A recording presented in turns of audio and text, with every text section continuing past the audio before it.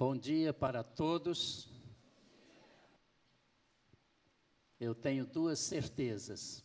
A primeira é que o Senhor está aqui, no nosso meio. E a segunda certeza que eu tenho é de que Ele está desejando muito abençoar a cada um que está aqui presente. O nosso Deus é um Deus abençoador. É um Deus que gosta de abençoar. E Ele está aqui para isto nesta manhã. Vamos estar atentos à palavra de Deus.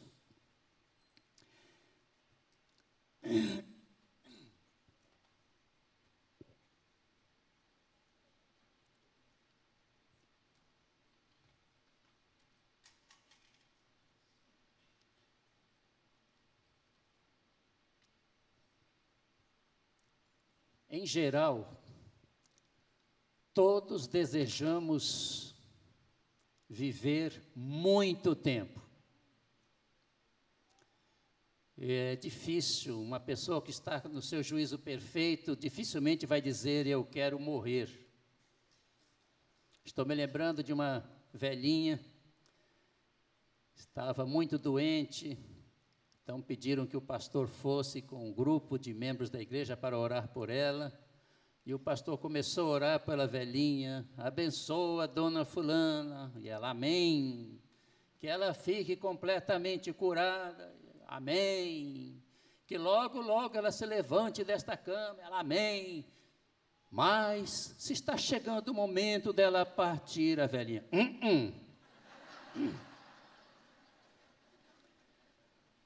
Nós queremos viver muitos anos. Em Gênesis capítulo 47, versículos 8 e 9, a Bíblia diz que quando Jacó foi morar no Egito, ele teve um encontro com o rei do Egito, o faraó, e o faraó perguntou a Jacó quantos anos ele tinha. Jacó já estava com 130 anos. 130 anos. Mas olhem a resposta que ele deu. A resposta dele foi esta, Gênesis 47, 8 e 9.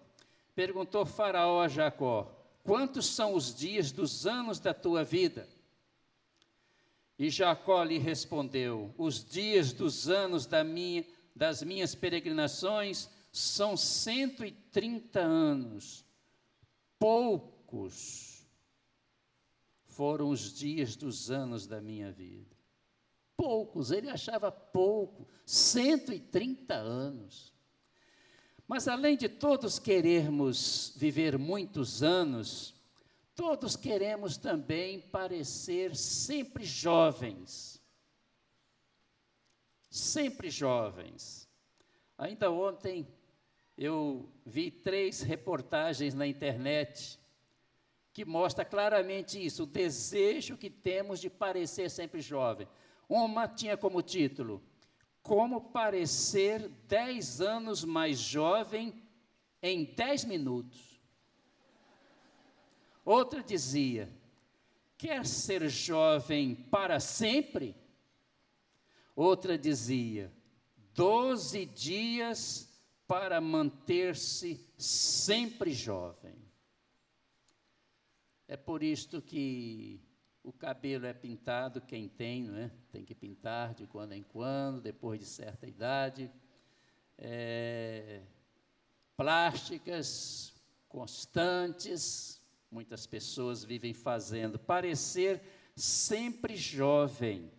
Alex Carroll nos informa que o Papa Inocêncio VIII tinha tanto desejo de parecer jovem que ele fez injetar em suas veias o sangue de 3 jovens.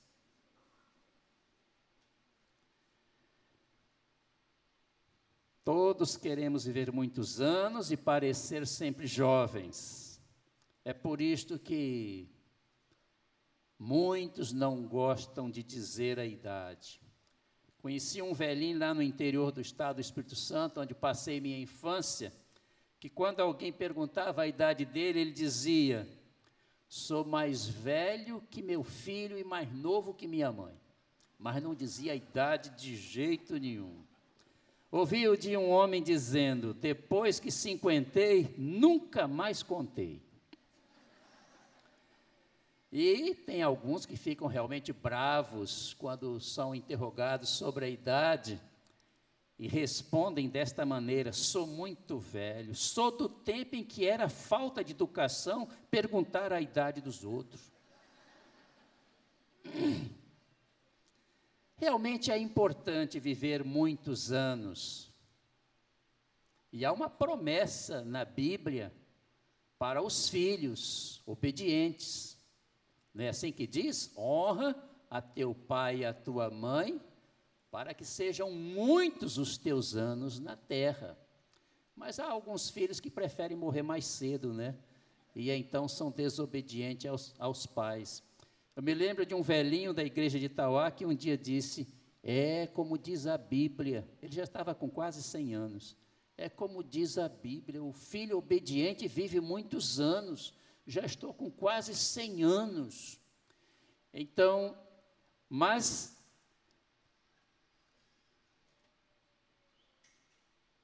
há alguma coisa, algo mais importante do que viver muitos anos e parecer sempre jovem. Mais importante do que viver muitos anos e parecer muito jovem é viver como sábio. É viver como sábio. Na carta que o apóstolo Paulo escreveu aos Efésios, no capítulo 5, versículo 15, o apóstolo Paulo nos dá este conselho. Carta aos Efésios, capítulo 5, versículo 15. Portanto, vede prudentemente como andais, não como necios, mas sim como sábios. Então, a palavra de Deus nos diz que a nossa preocupação maior deve ser viver como sábios. Eu pergunto, todos que se encontram na casa do Senhor nesta manhã, já estão vivendo como sábios?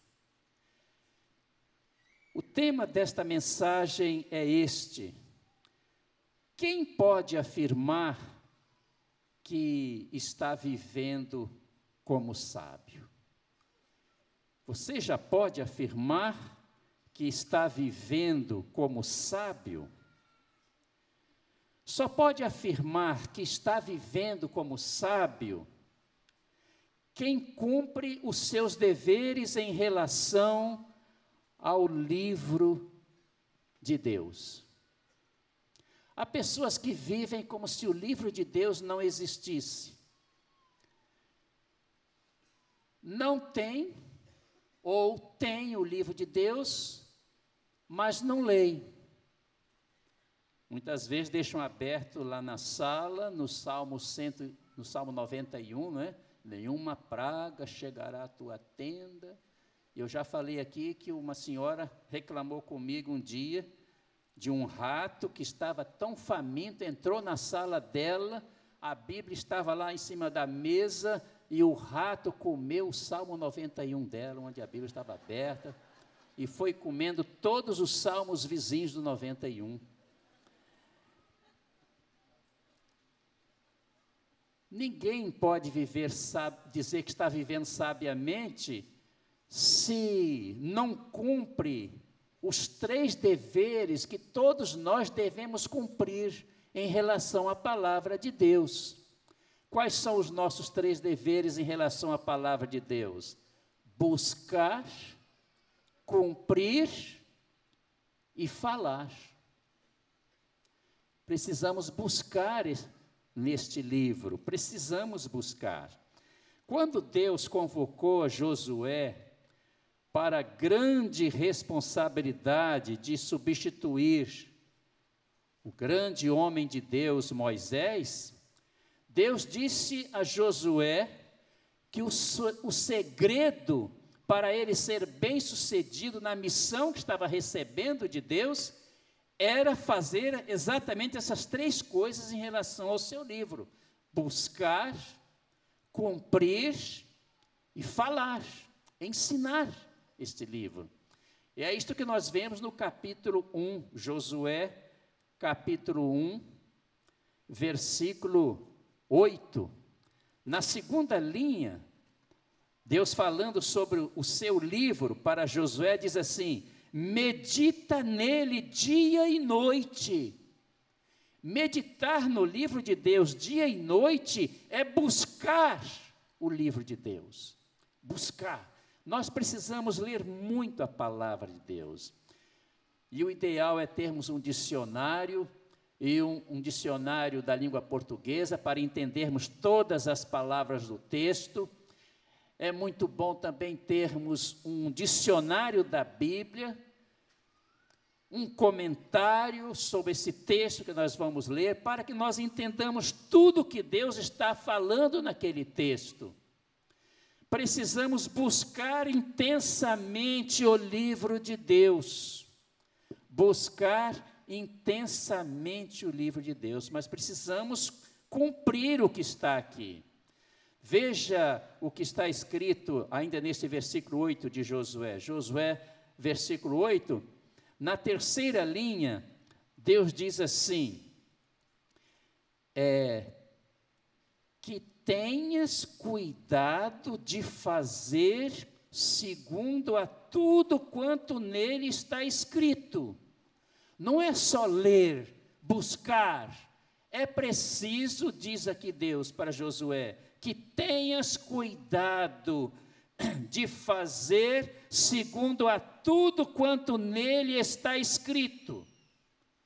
Cumprir a palavra de Deus. A Bíblia foi escrita não apenas para ser lida, mas para ser cumprida, para ser obedecida.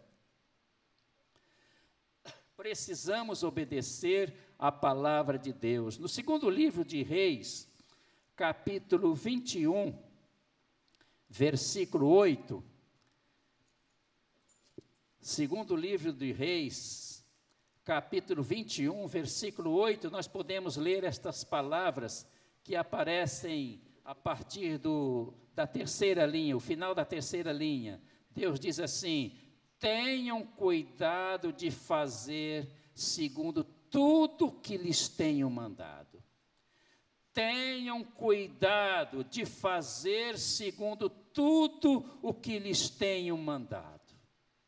Então, este é o segundo dever. O primeiro é buscar, o segundo é cumprir, e o terceiro é falar. Neste mesmo versículo 8, Josué 1, versículo 8, logo na primeira linha, Deus diz assim: não cesses de falar deste livro, não cesses de falar. Faz lembrar aquela palavra de Paulo na segunda carta a Timóteo 4:2, onde ele diz: fala a tempo e fora de tempo. Insista, fala a tempo e fora de tempo. Quantos pais cujos filhos estão vivendo longe de Deus, e os pais não falam da palavra de Deus para os filhos. Eles vão ficar zangados, comigo. Que fiquem zangados, mas a palavra diz: fala a tempo e fora de tempo. Fala para quem quer ouvir e para quem não quer ouvir. Fale da palavra de Deus. Fala da palavra de Deus. É preciso falar. Deus disse a Josué para ele falar da palavra de Deus. Precisamos aproveitar todas as oportunidades.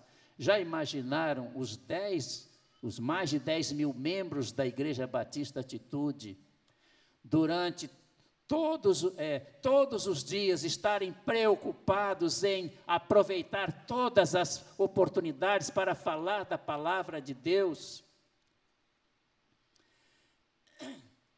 É preciso, então, buscar, cumprir e falar da palavra de Deus. Os pais precisam seguir o exemplo da mãe de José Tostes. Não sei quantos aqui conhecem, ele ainda vive, José Tostes, o cantor José Tostes.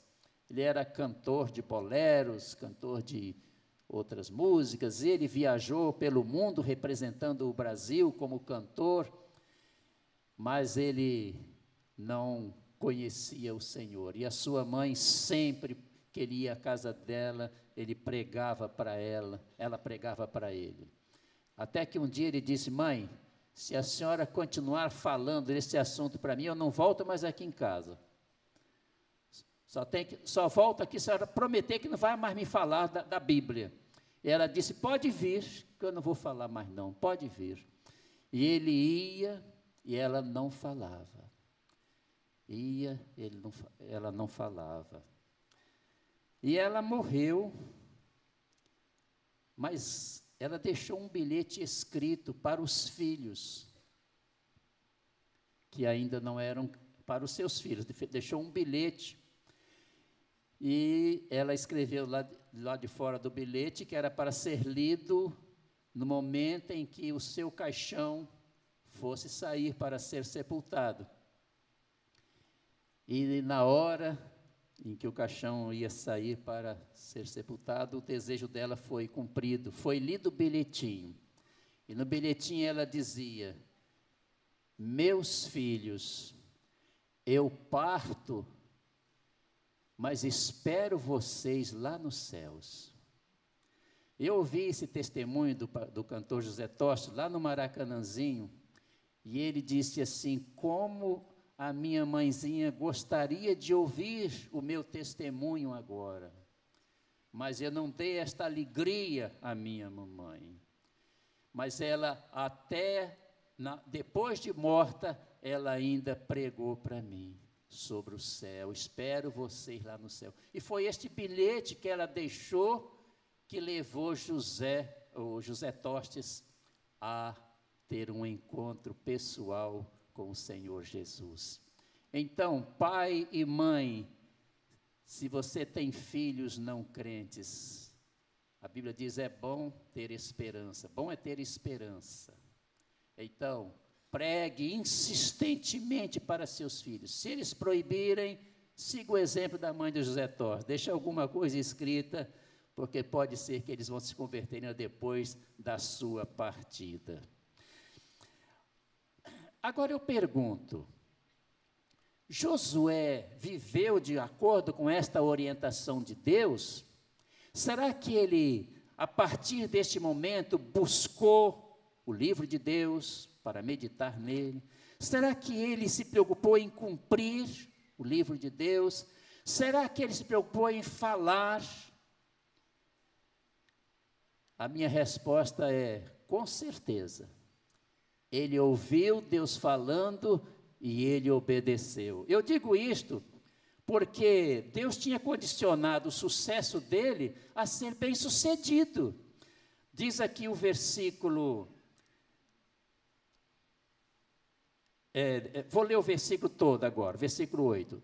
Deus diz assim: medita dia e noite, que tenhas cuidado de fazer segundo a tudo quanto nele está escrito.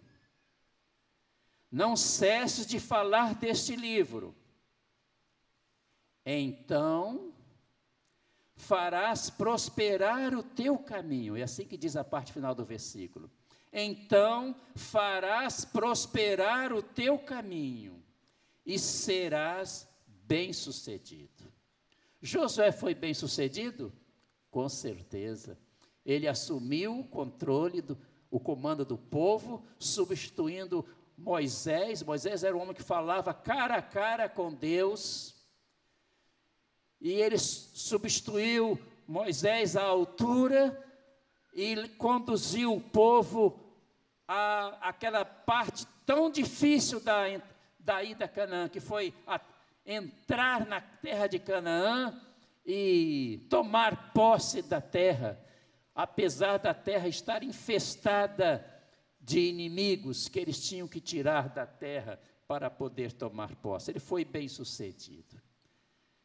Eu creio que Esdras conhecia muito bem Josué capítulo 1, versículo 8, onde Deus deu estas orientações a Josué, e Esdras viu como Josué foi bem sucedido. É por isso que em Esdras capítulo 7, versículo 10, a Bíblia diz assim, a respeito de Esdras, capítulo 7, versículo 10, Esdras tinha preparado o seu coração para buscar a lei do Senhor e para cumprir e para ensinar. Vamos viver a partir de hoje como Esdras vivia? Buscando a lei do Senhor, cumprindo a lei do Senhor, ensinando a lei do Senhor. Que todos, a partir de hoje, cumpramos com os nossos 3 deveres em relação à palavra de Deus. Quais são os 3 deveres?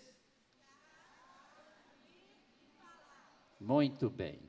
Mas eu quero dizer ainda que só pode afirmar que está vivendo como sábio quem valoriza a oração. Há pessoas que não oram. Há cerca de 1 bilhão de pessoas no mundo que dizem que Deus não existe. São os chamados ateus. Eles não oram.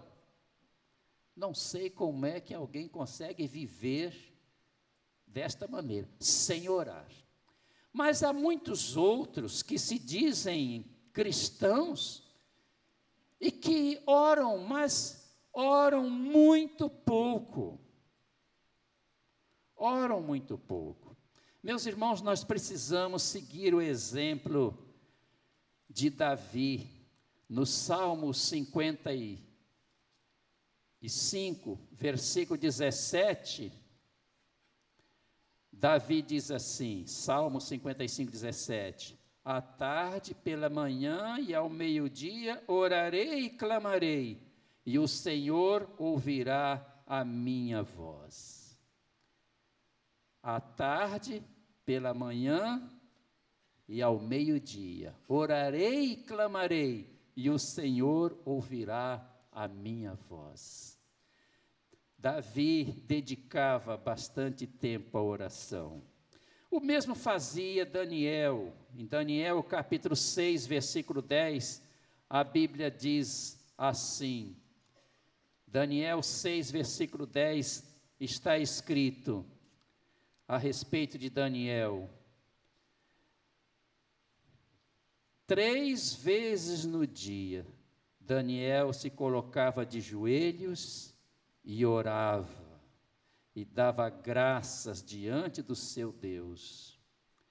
3 vezes no dia, igual Davi, 3 vezes no dia, Daniel orava. Precisamos, irmãos, seguir o exemplo de Samuel. Vejam como Samuel orava. No capítulo 15, versículo 11, 1 Samuel, capítulo 15, versículo 11, 1 Samuel 15, 11, a Bíblia diz assim,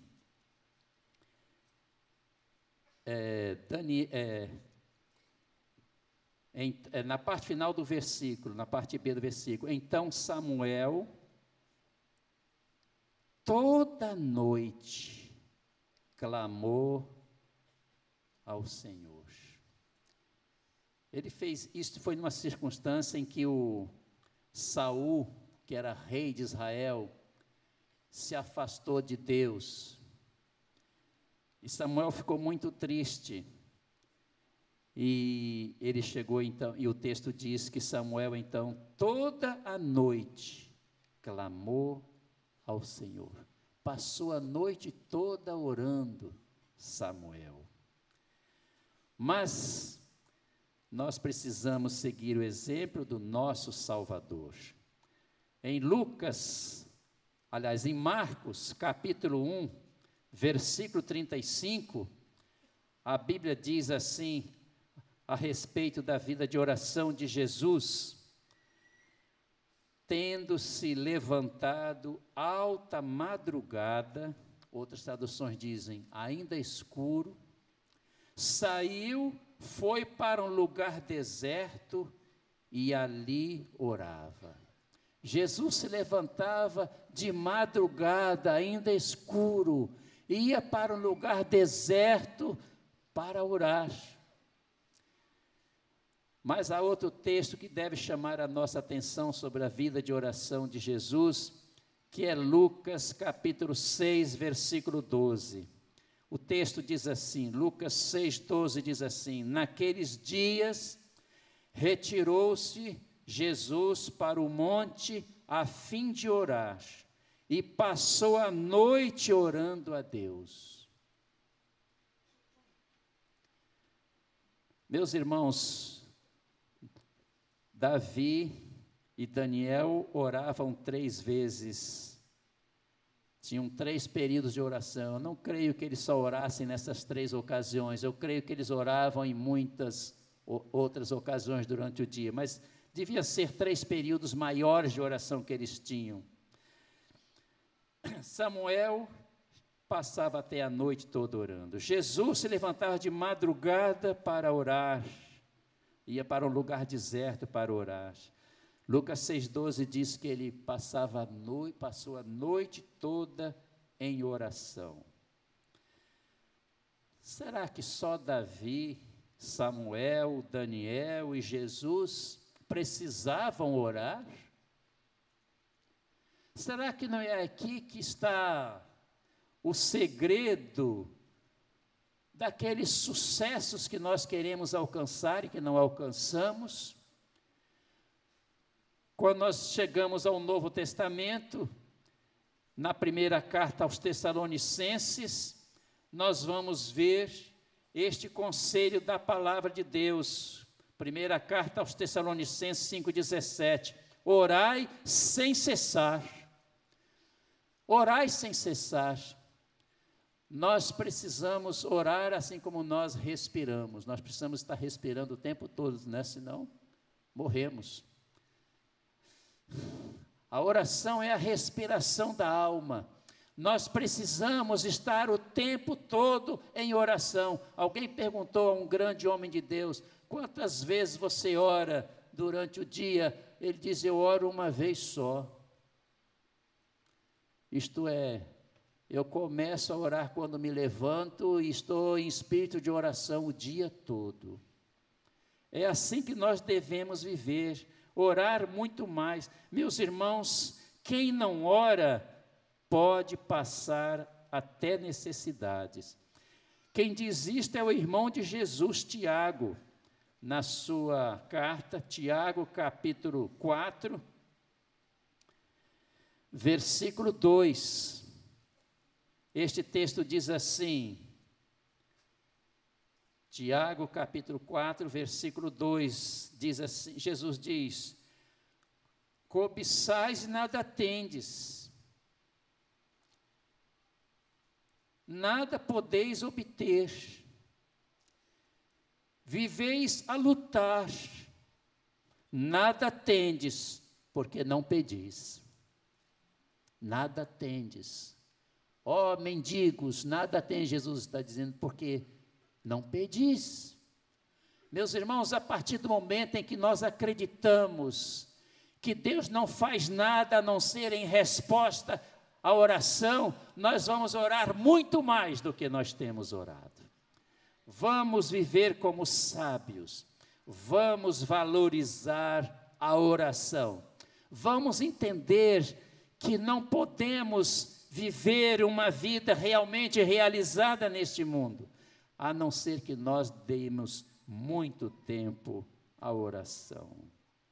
Ninguém pode dizer: eu vivo como sábio, enquanto não decide valorizar a oração, dar o devido tempo à oração.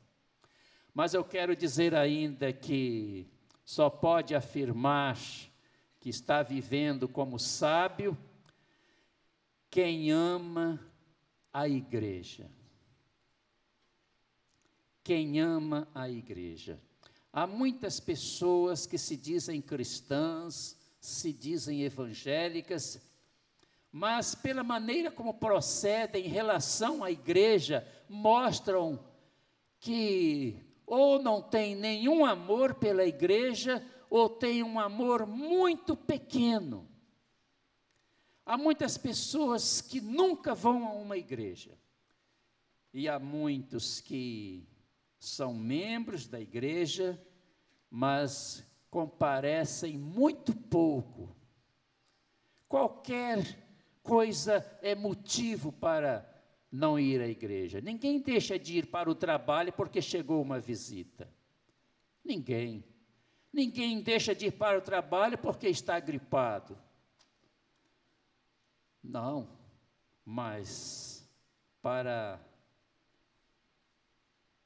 qualquer coisa é desculpa para faltar à casa de Deus.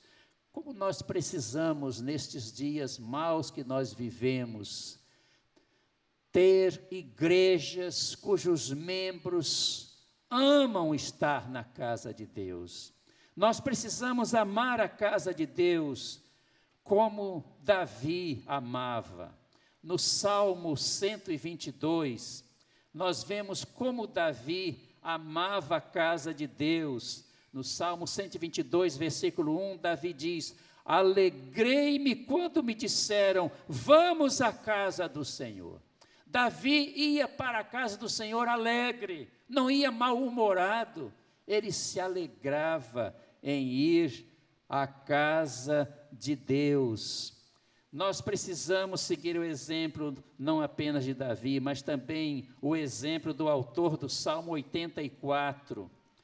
O autor do Salmo 84 diz assim no versículo 1 e no versículo 2, ele diz assim para Deus: quão amáveis são os teus tabernáculos, Senhor dos exércitos.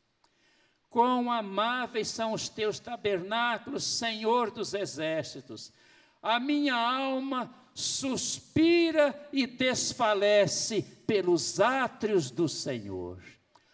O salmista, autor deste salmo, gostava muito de estar na casa de Deus. No versículo 10, ele continua: pois um dia nos teus átrios vale mais que 1000.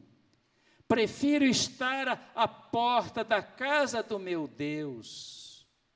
Prefiro estar à porta da casa do meu Deus.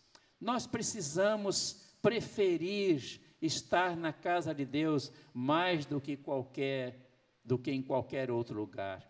Nós precisamos hoje que todos os membros de nossas igrejas sigam o bom exemplo de Ana.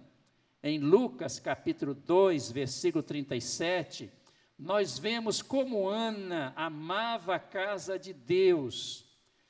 Lucas 2, 37, nós podemos ler estas palavras: Ana era viúva de 84 anos.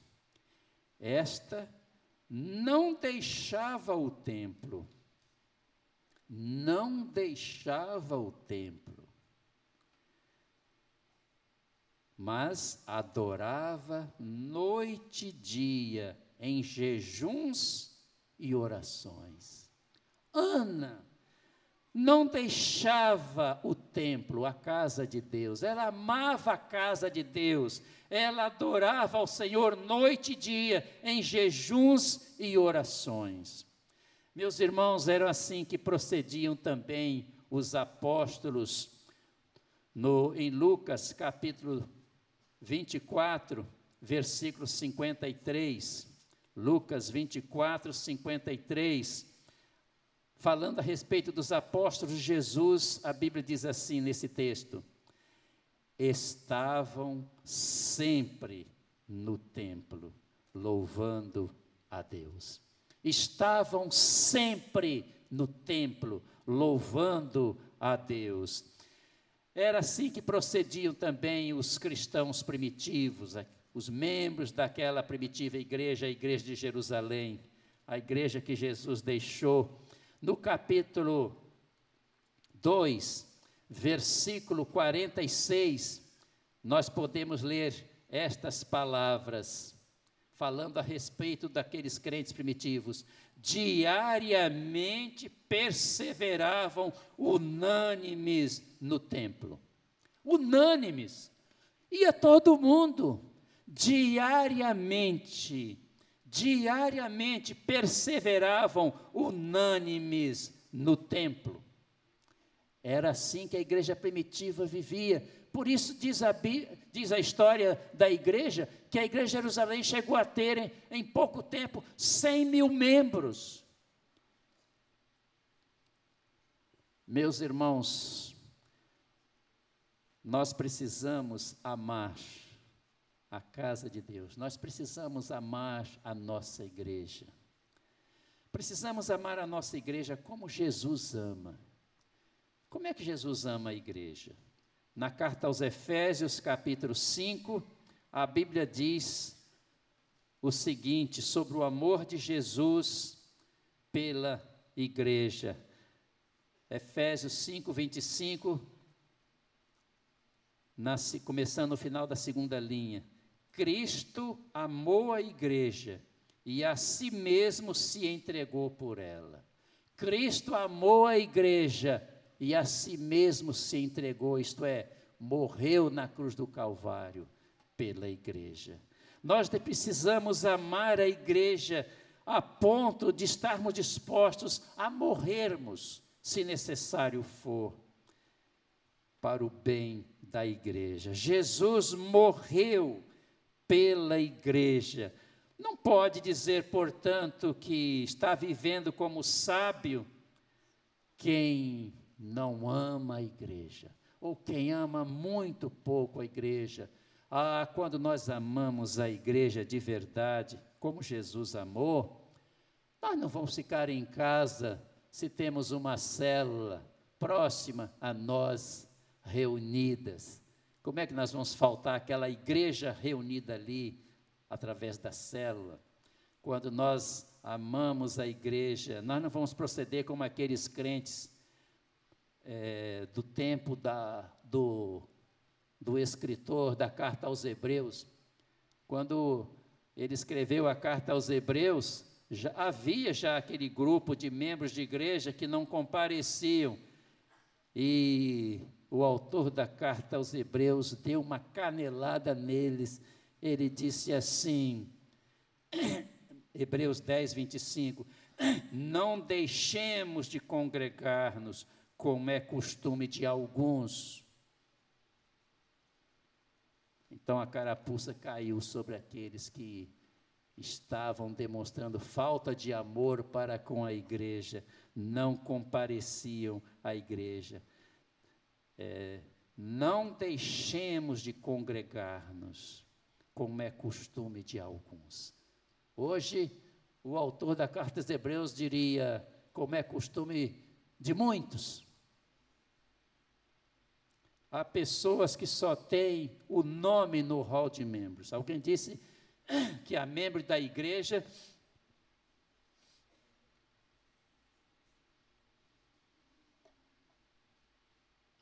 de igreja que está para a igreja, assim como o bife a cavalo está para o cavalo.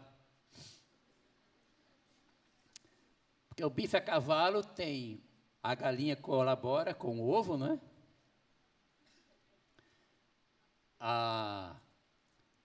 O boi colabora com a carne, e o cavalo só com o nome. Só com o nome. Então, será que existe alguém me ouvindo agora que está para a igreja assim como o cavalo está para o bife a cavalo? Só tem o nome no hall de membros da igreja, não é membro de nenhuma célula, não quer ser líder de célula, não quer pastorear ninguém, não contribui para o sustento da igreja, não entrega o dízimo, não entrega ofertas, e então só o nome na igreja. Que a partir de hoje, todos que estão me ouvindo, que nós demonstremos pelas nossas ações que nós amamos profundamente a igreja, porque Jesus amou a igreja e morreu pela igreja. E quando Ele voltar para buscar a sua igreja, Ele quer nos encontrar amando a igreja, assim como Ele demonstrou amar ao morrer na cruz por ela. Mas eu quero terminar dizendo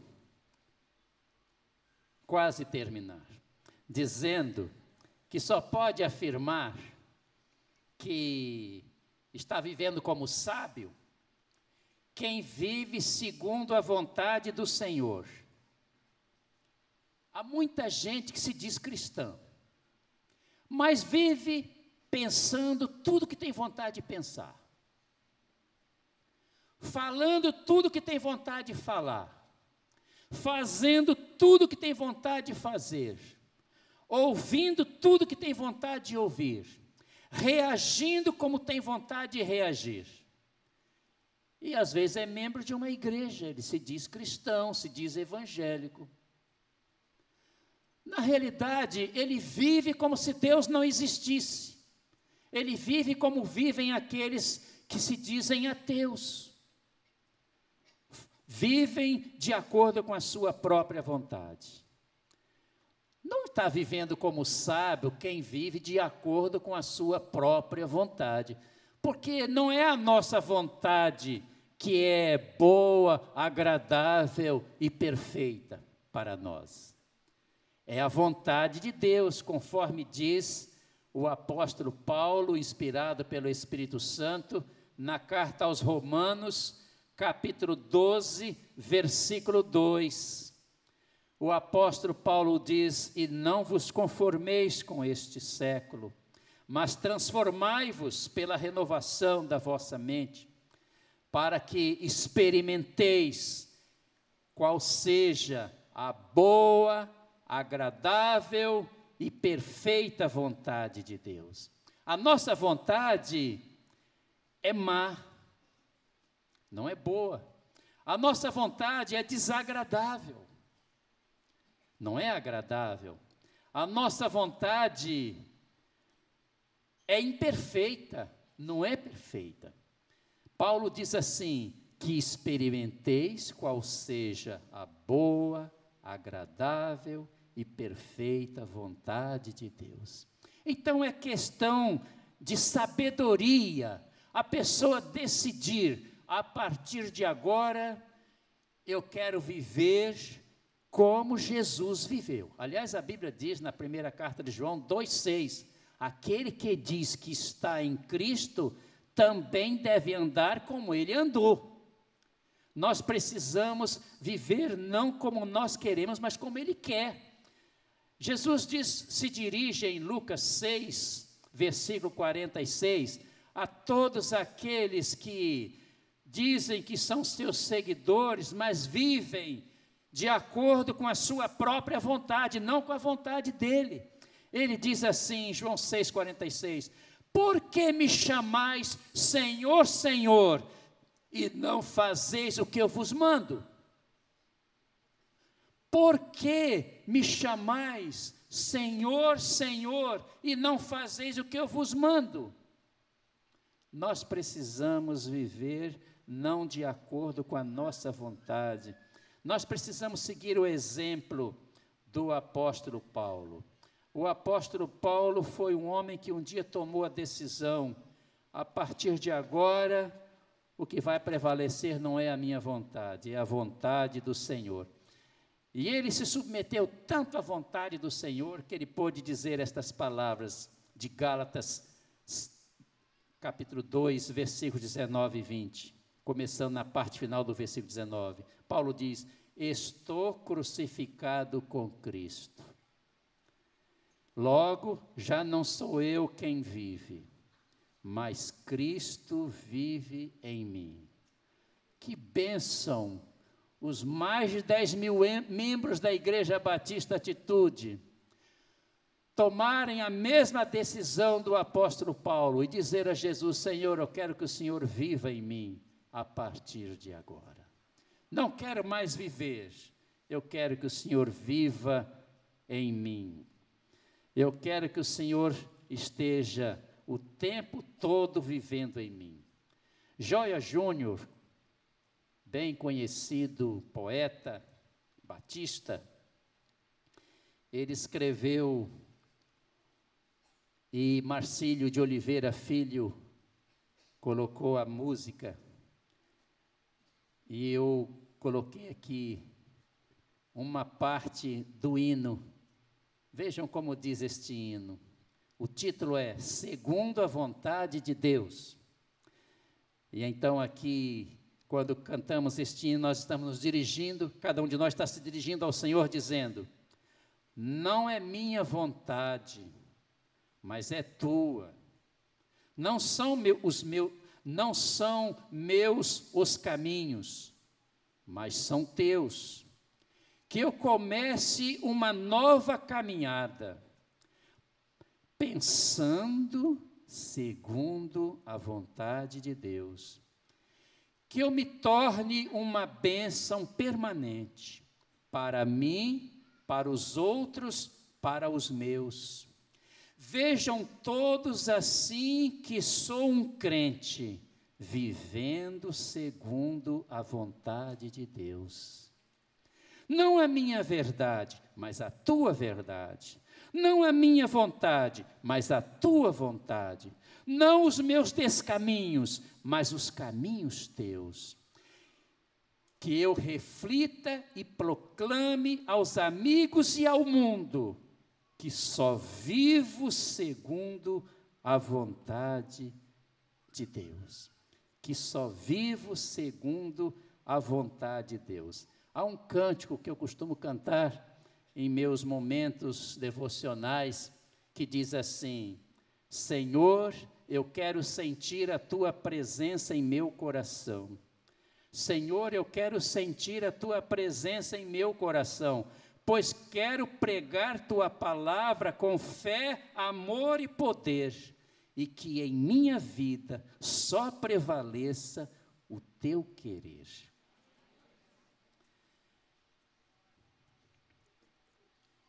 Mas agora sim, em último lugar, quero dizer que só pode dizer que está vivendo segundo a vontade, vivendo como sábio, quem já tem certeza da vida eterna.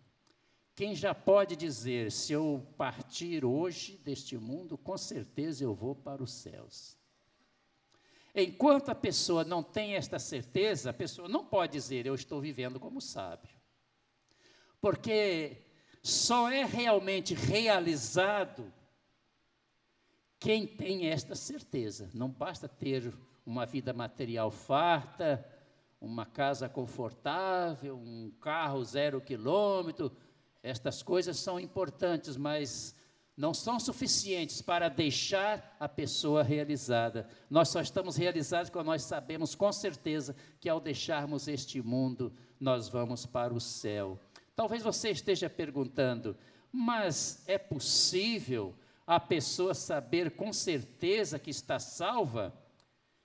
E a minha resposta é: com certeza, você pode ter certeza da sua salvação. E talvez você diga: mas você não me conhece, não sabe quão mal eu sou.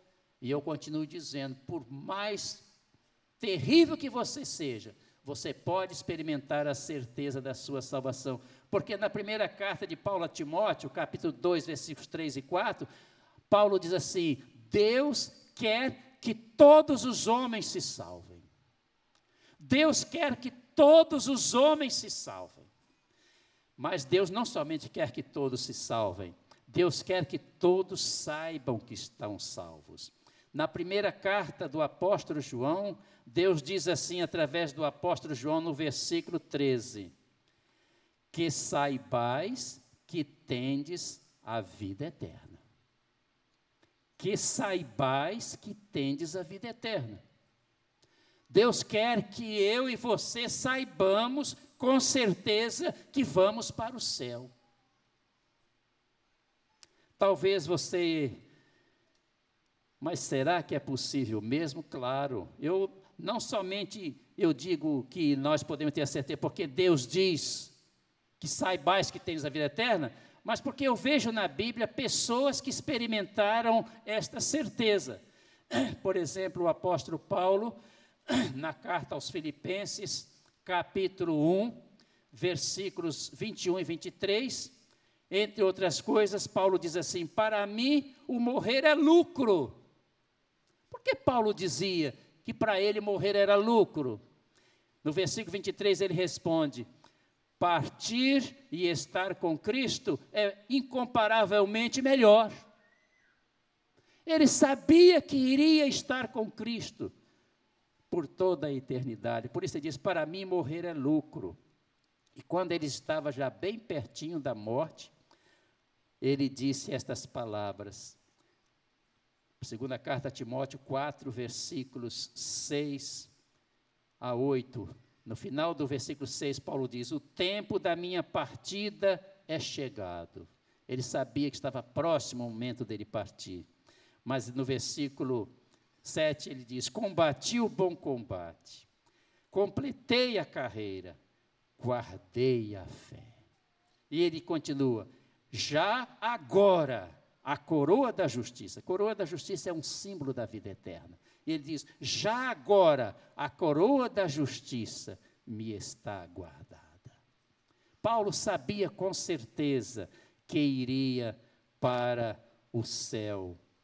Zaqueu também experimentou essa certeza, e Zaqueu era odiado pelos judeus, porque ele cobrava imposto dos seus irmãos judeus para entregar aos romanos.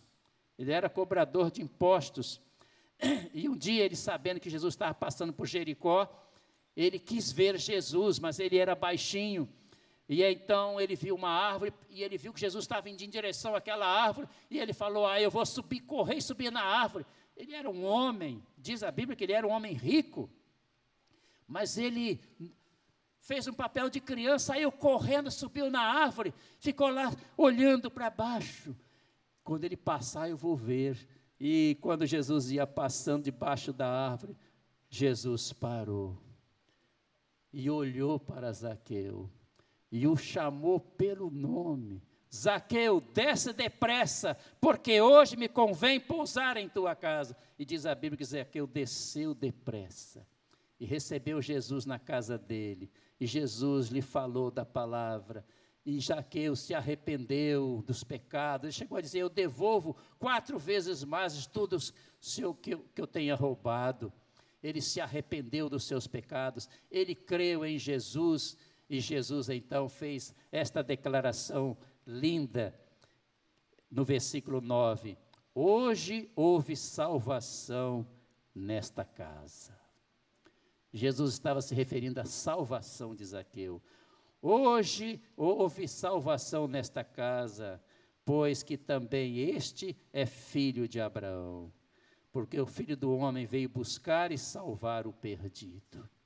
Zaqueu experimentou a certeza da salvação. Outra pessoa que experimentou a certeza da salvação está aqui em Lucas 23, Lucas capítulo 23, versículos 42 e 43. Um dos ladrões que estavam pendurados ao lado de Jesus, um à sua direita ou à esquerda, não sei se foi o da direita, se foi o da esquerda, mas um deles se arrependeu dos seus pecados, creu em Jesus, e então ele fez esse pedido a Jesus no versículo 42, Jesus, lembra-te de mim. E quando ele falou isso, Jesus lhe disse no versículo 43, em verdade te digo, que hoje estarás comigo no paraíso. Se alguém chegasse e perguntasse: ô ladrão, você vai morrer daqui a pouco aí na cruz, para onde você vai? Qual seria a resposta dele? Vou para o paraíso. Como é que você tem essa certeza, rapaz? Jesus me falou que hoje eu estarei com ele no paraíso. Então, se um homem que era salteador pôde experimentar a certeza da salvação, isso significa que você que está me ouvindo agora pode experimentá-la também. A história nos fala de várias pessoas que tiveram esta certeza. O Wesley, por exemplo, antes de morrer, ele disse: o melhor de tudo é que Deus está comigo. Coisa maravilhosa é alguém na hora da morte poder dizer isto. O melhor de tudo é que Deus está comigo. Lutero, antes de morrer, disse: Pai, nas tuas mãos entrego o meu espírito, pois tu me resgataste, ó Deus fiel. Moody, na hora da morte, disse: este é o dia da minha coroação. Se isto é morrer, a morte é agradável. Olha a tranquilidade de quem está preparado, de quem já tem a vida eterna. O fundador do Seminário Betel, o pastor Miranda Pinto, era um homem de Deus. Na hora da morte, ele disse, antes de morrer, suas últimas palavras foram: como Jesus é bom. Ele já estava experimentando ali a vida eterna. Talvez você esteja dizendo: olha, eu quero viver como sábio a partir de agora. Eu quero, a partir de agora, cumprir com os meus 3 deveres para com o livro de Deus. Eu quero buscá-lo, cumpri-lo e falar dele também. A partir de agora, eu quero valorizar a oração. Quero seguir o bom exemplo de Davi, de Daniel, de Samuel, de Jesus. Eu quero dedicar mais tempo à oração a partir de agora. A partir de agora, eu quero amar a igreja. Quero ser semelhante a Jesus quanto ao amor pela igreja. A Bíblia diz que Jesus amou a igreja e morreu por ela. Eu quero amar a igreja a ponto de estar disposto a dar a minha vida, se necessário for, pela minha igreja. Eu quero ser um crente integrado à minha igreja. Eu quero fazer diferença na minha igreja. A partir de hoje, eu quero viver segundo a vontade do Senhor. Não quero mais que a minha vontade prevaleça. A partir de agora, eu quero dizer sempre como Paulo: estou crucificado com Cristo, vivo não mais eu, Cristo vive em mim. A partir de agora, eu quero ter a certeza da minha salvação. Talvez você esteja dizendo: o que é que eu preciso fazer para ter essa certeza de salvação? Vou deixar que o próprio Jesus responda a sua pergunta. Em Lucas capítulo 13, versículo 3, Jesus está dizendo a você que está interessado em saber como experimentar a certeza da sua salvação. Jesus diz assim: se não vos arrependerdes, perecereis. Se não vos arrependerdes, perecereis. Então, Jesus está dizendo que você precisa se arrepender. Precisa se arrepender de todas as coisas erradas que você já fez desde a sua infância até hoje. Você precisa dizer: Senhor, eu quero me arrepender, quero ter um arrependimento sincero, quero, a partir de agora, nunca mais voltar a praticar as coisas erradas que eu já pratiquei. Isto é arrependimento. É reconhecer que tem coisas erradas na vida e tomar a decisão de não voltar a praticar as coisas erradas. Lutar para viver uma vida de obediência ao Senhor.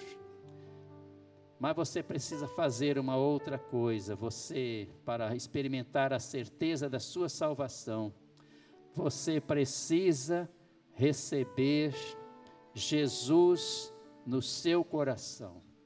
Você precisa convidar Jesus a entrar no seu coração. Na primeira carta do apóstolo João, capítulo 1, capítulo 5, primeira carta de João, capítulo 5, versículos 11 e 12, a Bíblia diz assim, e o testemunho é este: Deus nos deu a vida eterna, e esta vida está no seu Filho. Vou repetir. Deus nos deu a vida eterna, e esta vida eterna está no seu Filho. Então eu costumo ilustrar isto desta maneira. Imagine que isso aqui significa a sua vida eterna, a sua salvação, a sua certeza de salvação. Este texto diz que essa vida eterna está em Jesus. Então vamos imaginar que aqui está a vida eterna que você está desejando, e esta Bíblia representa Jesus. Este texto diz que a vida eterna está em Jesus.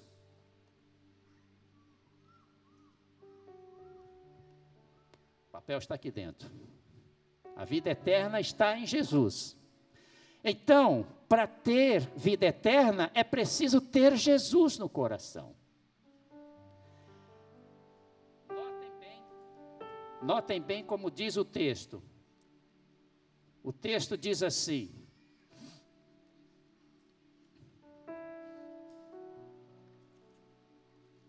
Deus nos deu a vida eterna, e esta vida eterna está no seu Filho. E o texto continua dizendo, no versículo 12: quem tem o Filho de Deus tem a vida eterna. Aquele que não tem o Filho de Deus não tem a vida eterna. Quem é que morre salvo? Quem morre com Jesus no coração. Jesus sabe disto, é por isto que na Bíblia ele convida todas as pessoas que estão desejando ter esta certeza, e diz assim em Provérbios capítulo 23, versículo 26. Provérbios 23, versículo 26. O Senhor diz assim: dá-me, filho meu, o teu coração. Dá-me, filho meu, o teu coração. O Senhor não quer estar apenas em nossos lábios, apenas em nossa cabeça. O Senhor não quer estar apenas pendurado lá num quadro, na parede, em nossa casa. Não, o Senhor quer estar no coração de cada um de nós. Por isso ele diz: dá-me, filho meu, o teu coração. E no último livro da Bíblia, o Senhor insiste dizendo: estou à porta e bato. Se abrir a porta, entrarei. E você pergunta: como é que eu abro a porta para Jesus entrar em meu coração? É através de uma oração. Você quer agora me acompanhar numa oração que vou fazer para ajudar a você? Através desta oração você estará dizendo: Senhor Jesus, eu quero que o Senhor esteja no meu coração. Então eu peço que todos curvem sua cabeça, fechem os seus olhos. Se você ainda não tomou esta decisão, não perca esta oportunidade. Curve a sua cabeça, querido visitante. Feche os seus olhos e, com a sinceridade que for possível a você, me acompanhe nesta oração. Mesmo em silêncio, só no seu coração, diga assim: muito obrigado, Senhor, pela tua palavra que eu acabo de ouvir. Senhor, eu estou entendendo a tua palavra. Eu aprendi hoje na tua palavra que mais importante do que viver muitos anos e parecer sempre jovem é viver como sábio. E eu quero viver como sábio neste momento. Eu estou entendendo, Senhor, que eu não posso dizer que estou vivendo como sábio enquanto eu não tenho certeza da minha vida eterna, da minha salvação eterna. Eu quero, Senhor, a partir de agora, ter a mesma certeza que Zaqueu experimentou, que o ladrão da cruz experimentou, que o apóstolo Paulo experimentou, que o Wesley, Lutero e Moody experimentaram, que Miranda Pinto experimentou. Eu quero, Senhor, a partir de agora, saber com toda certeza que já está garantida a minha salvação, a minha entrada no céu. Senhor Jesus, eu me arrependo de todas as coisas erradas que eu já fiz. E quero começar uma nova vida agora. Eu sei que é impossível viver esta nova vida sem a Tua presença no meu coração. Por isso, Senhor Jesus, eu desejo que o Senhor esteja no meu coração. Não quero que o Senhor esteja apenas à porta do meu coração, batendo, dizendo que quer entrar. Eu quero que o Senhor esteja no meu coração. Ocupa, Senhor, o trono do meu coração. Porque a partir de agora eu quero sempre dizer, como o apóstolo Paulo disse: vivo não mais eu, mas Cristo vive em mim. Senhor, perdoa a todos os pecados que eu já pratiquei. Quer fazendo coisas que não deveria ter feito, quer deixando de fazer coisas que eu deveria ter feito. Perdoa-me, purifica-me. Retira de mim neste momento todo sentimento de culpa. Dá-me a certeza do teu perdão. Dá-me, Senhor, a tua paz, a tua alegria e a certeza da minha salvação eterna. Eu entrego a minha vida ao Senhor.